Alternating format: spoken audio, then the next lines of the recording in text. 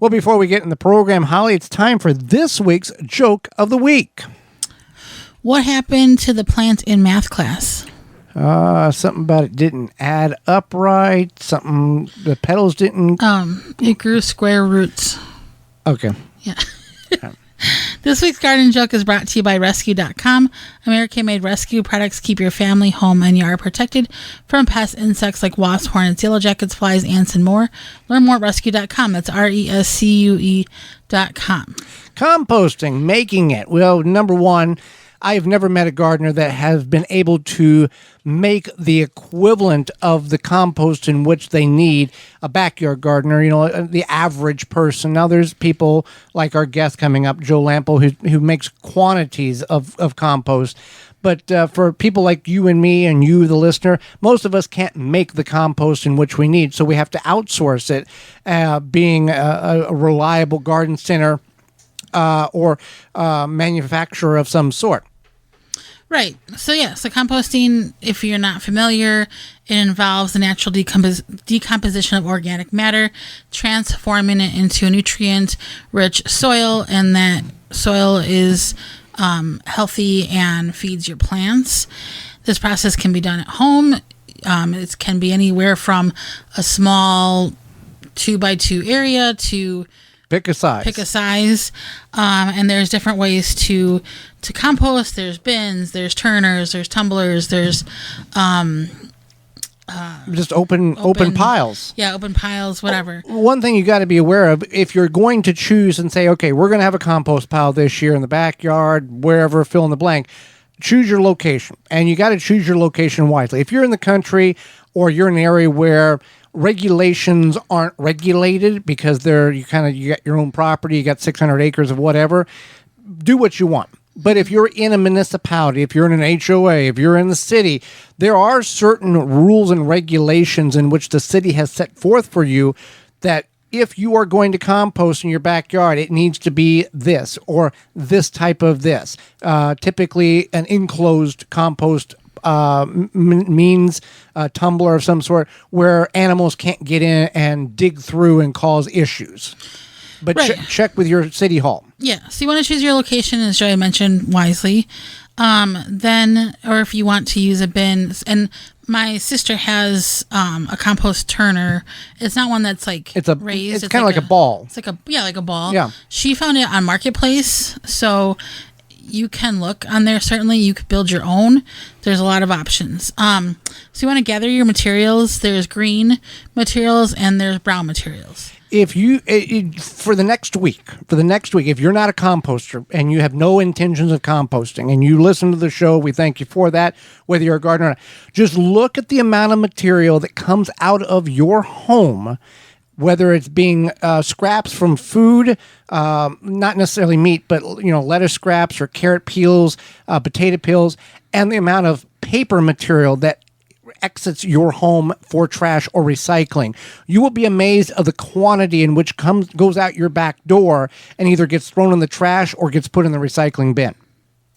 Yeah, definitely. So green materials, this is the nitrogen rich. We have vegetable scraps, fruit peels, coffee grounds, manure, and grass clippings.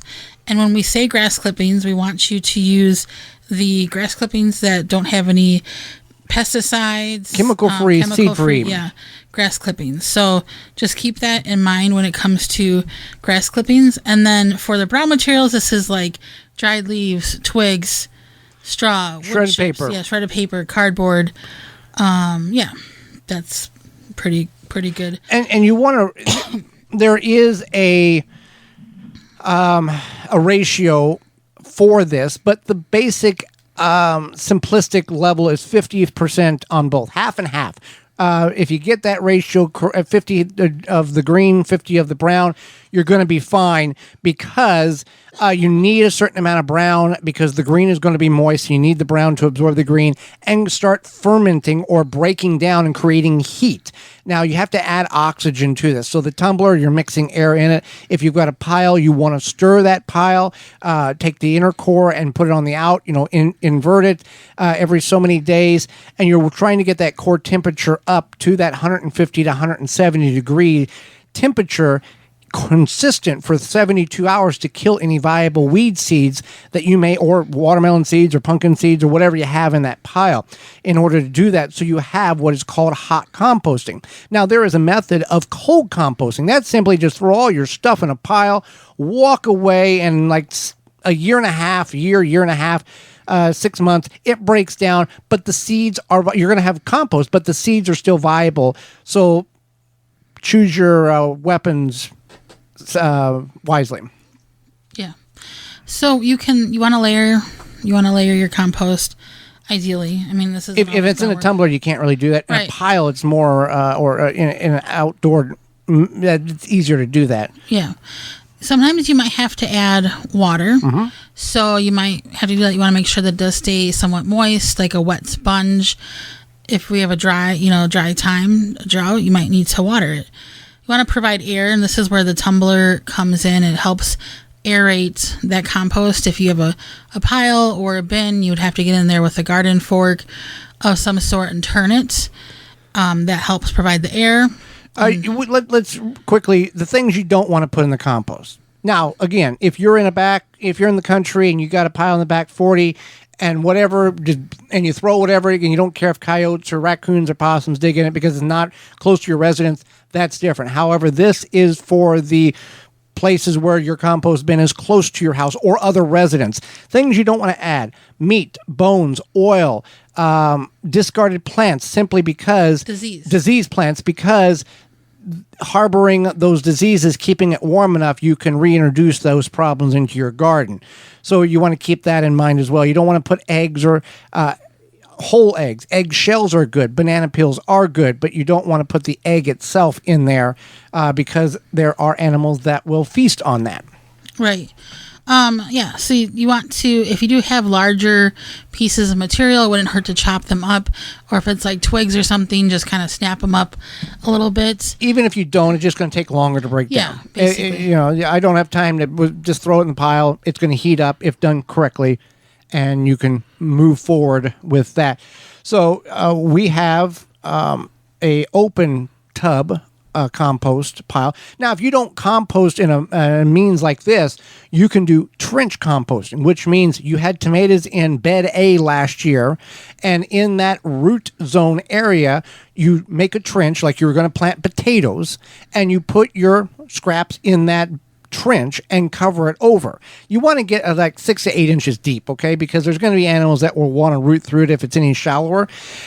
And you just use that particular bed as your compost bin for the year, and then you plant in it next spring, and that material is all broken down, and you have a very fertile bed in which you had minimal amount of work. And you can do this in combination with a tumbler or an open pit or a pile. So that's another means of composting. Again, if you're going to do the trench method, you still want to try to do your best to 50% green, 50% brown. You've got a whole bunch of kitchen scraps. Take some shredded paper and mix in there and do it 50-50 and put it all in that trench, and you can go ahead and have your own compost bin in the ground. Well, we are brought to you today by Walton's Inc. We know you care about where your food comes from. Canning and preserving your fruits and vegetables is great, but what about the meat? At Walton's Inc., you can get the equipment, seasoning, and supplies to make sausage, jerky, and any other meat product your way to your high standards. Walton's even has a full line of their own meat grinders, mixers, and sausage stuffers to help you go from animal to edible. Walton's everything but the meat. Use code GROW50, that's GROW50, to save 10% off your orders of $50 or more.